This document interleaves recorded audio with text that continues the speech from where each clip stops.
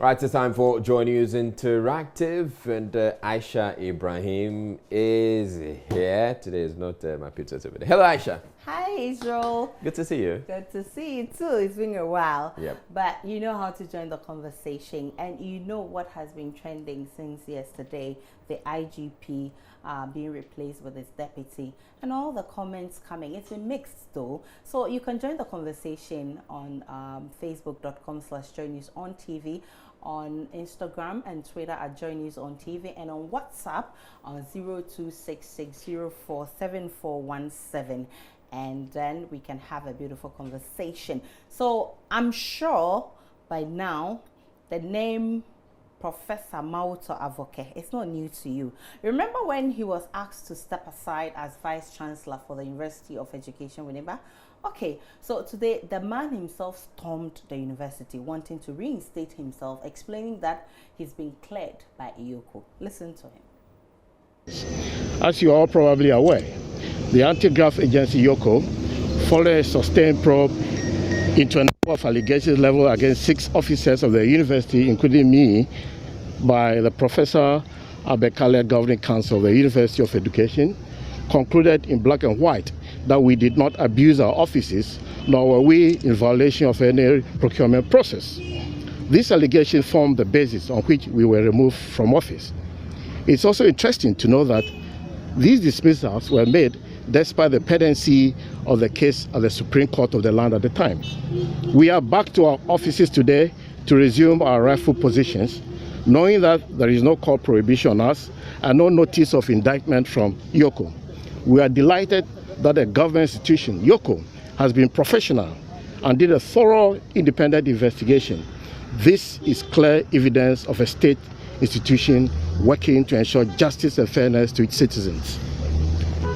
Way forward. During our press conference on the 16th April 2019, we argued for unity and harmony in the University of Education, Winneba, as an important basis for growth and ensure a conducive environment for scholarship.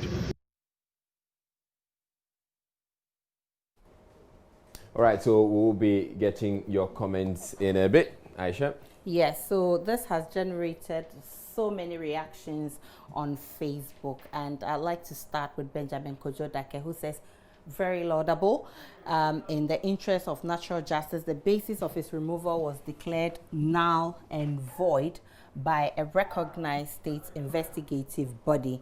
And Wisdom the Water says he could be lawfully or unlawfully removed, but he's well qualified for other opportunities. Even the current vice chancellorship could be unattractive.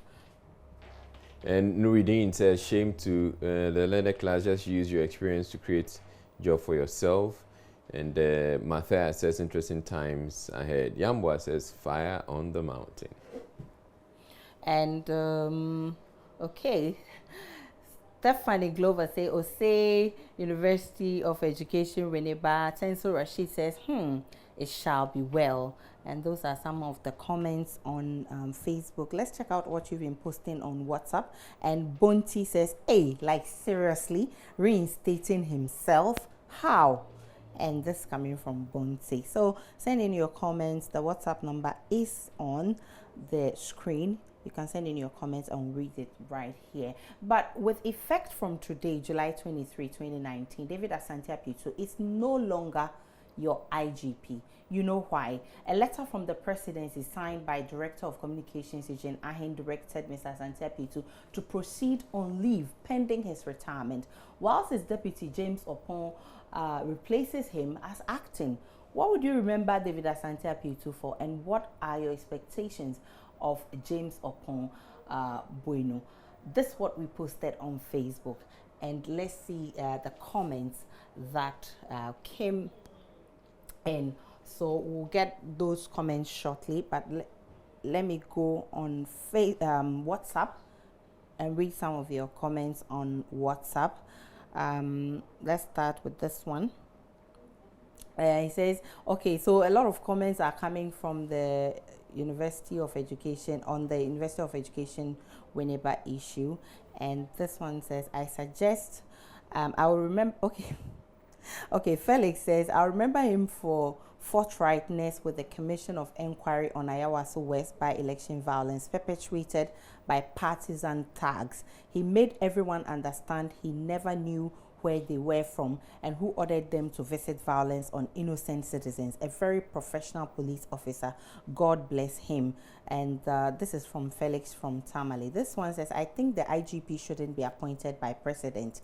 And that's what he says. You didn't add your name to that. This one is from Solomon, who says, good evening. You're doing a great job. God bless you. That's from Solomon. Okay, so Harris from Tamale. Harris also sent in his message, and he says the president should have simply fired the IGP instead of this romance letter. Simple. And that's coming from Harry. And Bonti again says, Ghana for real. Everything is possible. Israel, so yeah, you've been following all the reactions. We heard from a member of parliament who said that this whole thing of sacking the IGP was done in a manner, and he describes the president of being undecisive of what he wants to do. Now he's also questioning why this new deputy, the one taking over from Asante Apitu, is acting, because he feels that once he's acting, he may want to lick the boots of the president so that the president will keep him there and make him a substantive IGP. It's interesting.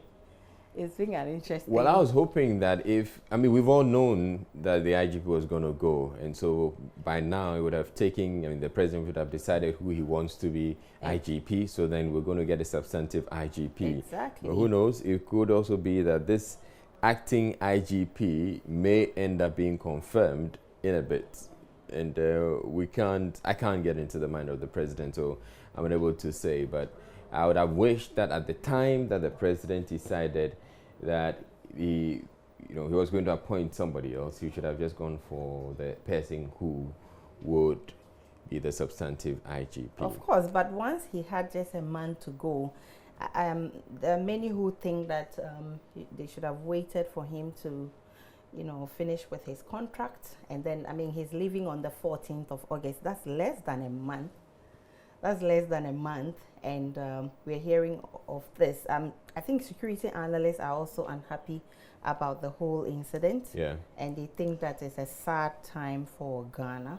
So, and the whole conversation of whether to politicize or depoliticize the IGP's office is something that we'll be delving into on PM Express. But let me take a few comments on WhatsApp. And this one is from who? You didn't add your name. He says, the IGP, we need Kofi Boakye as IGP. You can imagine Ghana. Martin plus Domilevu plus Kofi Boakye. Interesting. Okay, so this one says, welcome, Aisha. And this one says, good evening.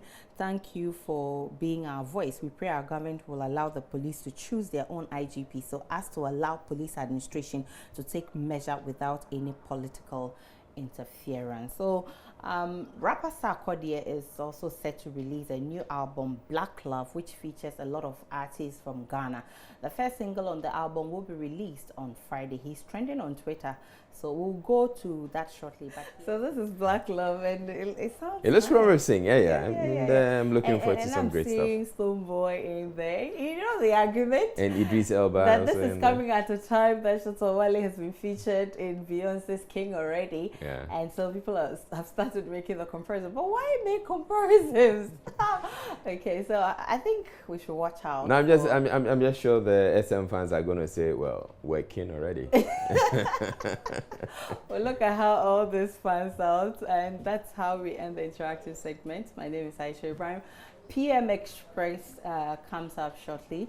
And Black Love, as you saw, is trending on Black Twitter. Love is trending on Twitter. We couldn't read some of the tweets, but it's trending.